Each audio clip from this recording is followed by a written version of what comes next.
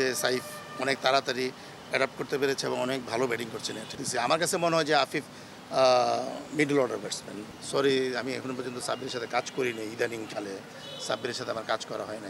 আমরা 11 তারিখ থেকে প্র্যাকটিস শুরু করেছিলাম গত মাসের। সো মাথায় ছিল যে আমরা অনেক দিন প্রিমিয়ার লিগ খেলেছে, তারপরে অন্যান্য জায়গা থেকে অনেক দিন তারা খেলার মধ্যে ছিল না। সো যেহেতু সময় ছিল আমাদের হাতে, আমরা শুরুটা ফিটনেস এবং স্কিল ট্রেনিংটা দিয়ে আমরা শুরু করতে চাইছিলাম। যে অনেকে খেলতে খেলতে অনেক স্কিল ছুটে যায়। সো আবার তাকে ভালো তো আমরা কিছু ব্লক ট্রেনিং ইনডোরে আমরা অনেক কিছু করেছি এবং মাথায় ছিল যে আমরা সাউথ আফ্রিকা বাউন্স ট্রেকে খেলতে যাব। সো ওইটা মাথায় রেখে আমরা কিছুটা ওই আদলে প্র্যাকটিস করার চেষ্টা করেছি। এবং আমার কাছে সবচেয়ে যে খেলাগুলো আমরা বিগত দিনে ন্যাশনাল টিমের ফলো করেছি, যে জিম্বাবুয়ে, অস্ট্রেলিয়া, সো ওইখানে থেকে আমরা অনেকটা কিছু নেওয়ার চেষ্টা করেছি। যে বাউন্স উইকেটে অ্যাডজাস্টমেন্টটা যে এখানে কীভাবে করা যায়, এবং তো ওইগুলা মাথায় রেখে আমরা আমাদের প্র্যাকটিসেরগুলো সাজিয়েছি এবং এখন পর্যন্ত করছি, এবং আমরা 16 তারিখ পর্যন্ত আমরা আমাদের প্র্যাকটিসটা চালিয়ে দেবো।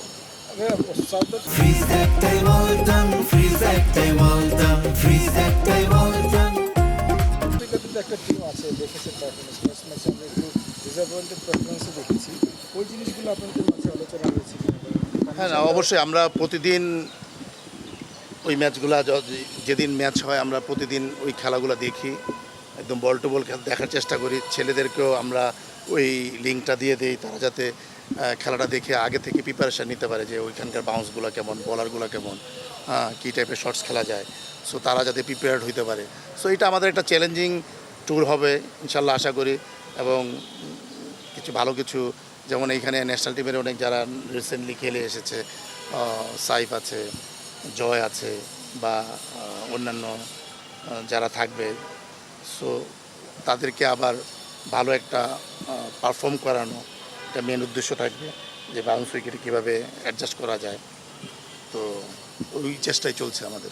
সাইফ জয়কে নিয়ে আসলে আপনি বলছিলেন, তারা আসলে ন্যাশনাল টিমের যেই জায়গাগুলোতে দুর্বলতা ছিল ওই বিষয়গুলো নিয়ে নিশ্চয়ই আপনাদের সঙ্গে আলোচনা করেছে। হ্যাঁ, ওই জায়গাগুলো আমরা অ্যাড্রেস, আমি নিজেও প্রতিদিন খেলা দেখি, ন্যাশনাল টিমের প্রতিটা খেলা বল টু বল আমি দেখার চেষ্টা করেছি, যেহেতু আমরা মানে তাদের সাথে বিভিন্ন সময় কাজ করা হয়। সো ওইগুলো অ্যাড্রেস করেই এগিয়ে যাচ্ছে কাজের জন্য। সাউথ আফ্রিকার কন্ডিশনের পেসারদের একটা ভালো ভূমিকা থাকবে, কাদের উপর ফোকাসটা আপনারা করছেন? আসলে দেখেন, এতগুলো টিম একসাথে ট্যুর করছে, ন্যাশনাল টিম তো ন্যাশনাল টিমের মতো করছে। এছাড়াও সাউথ আফ্রিকায় অলরেডি একটা টিম আছে এসপি, অস্ট্রেলিয়াতে টপ এন্ড খেলতে যাবে একটা টিম, এবং পাশাপাশি আমরা এ টিম খেলতে যাব। সো পেস বোলিং ডিস্ট্রিবিউশনটা অনেক কষ্টসাধ্যর ব্যাপার, এতগুলো পেস বোলার একসাথে। সো দেখা যাচ্ছে যে এ টিমের প্র্যাকটিসের মানে এই টিমের যেই পেস বোলারগুলো, তারা দুই একজন দেখা যাচ্ছে যে এখন অলরেডি সাউথ আফ্রিকা খেলছে। সো এরপর তারা এই টিমের সাথে জয়েন করবে। তো আশা করি যে তারা অলরেডি একটা নলেজ ওইখান থেকে নিয়ে নেবে যে কোন টাইপের উইকেটে কি বোলিং করা উচিত, কোন লেন্থে কোন লাইনে বোলিং করলে সাকসেস হবে। সো তারা আমার মনে হয় যে অনেকটা জ্ঞান অর্জন করে এই টিমে। এখান থেকে কোন কারা কারা যাবে পেসার? টিম এখনও আপনারা পাননি। সো আমার মনে হয় যে না, তোরা এই টিমটা নিয়ে আমি ডিসক্লোজ করি, যেহেতু আপনারা টিম পান নাই। সো যখন আপনারা টিম পাবেন অবশ্যই দেখবেন যে কারা আছে। না, প্লেয়ারদের সবসময় এক সময় পারফর্ম করবে করবে না, এটা যারা নাকি বিশেষ করে অনেক বেশি ম্যাচ খেলে, যেমন বিভিন্ন ফরম্যাটে খেলে, সো অনেক সময় অনেক স্কিল ছুটে যায়। টি-20 যারা খেলে তাদের একরকম বেশি স্ট্রাইক রেটে ব্যাটিং করতে হয়। সো দেখা যাচ্ছে যে কিছুটা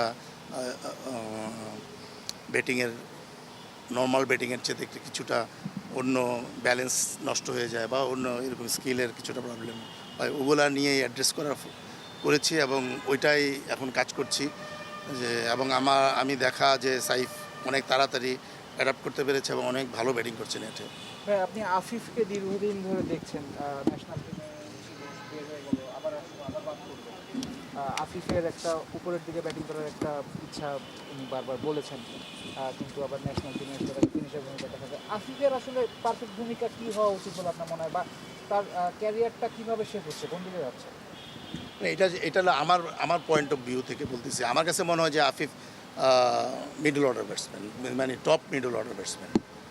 যে আপনি 4-5-এর নিচে আফিফ খেললে, আফিফ হলো অনেক বড় মানে হিটার না যে। সো আফিফ আমার দেখা বাংলাদেশে অনেকের মধ্যে একজন, যে সে গ্রাফটিং করে খেলতে পারে। সিঙ্গেলসগুলো তাকে সে অনেক বেশি ব্লক ডাউন করে না। হ্যাঁ, সিঙ্গেলসগুলো নিতে পারে, গ্যাপে খেলতে পারে, এবং আস্তে আস্তে সে ইনিংসটা বিল্ড করতে পারে, এবং তখন সে তার ফিনিশিং রোলটা অনেক ভালো হয়, যেটা আমার সাথে আফিফ যতদিন খেলেছে আমি পারফর্ম করেছি। আমি টপ এন্ডে, ওইখানে তো টি-20 খেলেছে। সো ওইখানে নাম্বার 4 পজিশনে খেলেছিল। সো প্রতিদিন আফিফ রান করেছে, মোহামেডানে খেলেছে। সো আমার দৃষ্টিতে আফিফের জায়গাটা এরকম যে যে পজিশনে নামবে ওইটাকে সময় দিতে হবে আফিফকে। আস্তে আস্তে সে এরপরে তার অ্যাক্সেলারেশনগুলো খুব ভালো। সে অনেক টাইপের শটস খেলতে পারে, আনঅর্থোডক্স শটসও অনেক সুন্দর খেলেও, কিন্তু তাকে ওই সময়টা দিতে হয়। যে আর আফিফ মানে অ্যাক্সেলেট করতে তার একটু হয়তো সমস্যা হয়। ভাইয়া বললেন 4টা টিম এই মুহূর্তে গঠন করা হয়েছে, আন্ডার 23 সহ, ন্যাশনাল টিম তো আছে।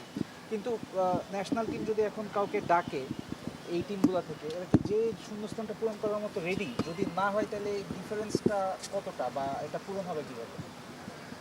দেখেন, এটা তো একটা সিম্পল, আমরা ওই যে ন্যাশনাল টিমে অনেকগুলো বোলার আমাদের খেলতে পারছে না। হ্যাঁ, সো বিগত দিনে কিছুদিন আগেও আমাদের ন্যাশনাল টিমটা অনেক সমৃদ্ধ ছিল অ্যাজ এ মানে পেস বোলিং ইউনিটটা।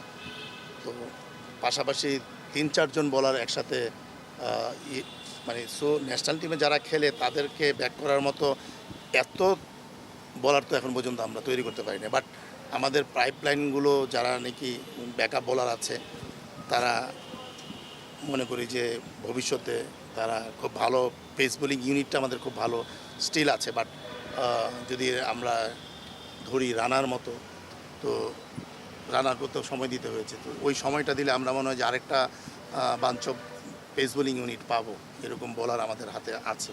সো এই যে এই খেলাগুলো হচ্ছে, এখান থেকে আমরা হয়তো অনেককে অ্যাড্রেস করতে পারবো যারা নাকি ভবিষ্যৎ আমাদের প্রজন্ম। সাব্বির ক্রিকেটার হিসেবে স্কিল ওয়াইজ কতটা ইভলভ করছে এই মুহূর্তে, এবং তার যে পার্সোনালিটিটাও কতটা ইভলভ করছে, আপনি যেহেতু কিছুদিন কাজ করবেন? সরি, আমি এখনো পর্যন্ত সাব্বিরের সাথে কাজ করিনি। ইদানিং কালে সাব্বিরের সাথে আমার কাজ করা হয় না। সাব্বির তো মাত্র এসেছে, এবং সাব্বির হলো এইচপি টিমের সাথে আছে, হয়তো এখন আন্ডার 23 খেলবে, দেন সে হয়তো টপ এন্ডে যাবে। সো সাব্বিরের সাথে আমি রিসেন্টলি কাজ করা হয়নি। Thank you.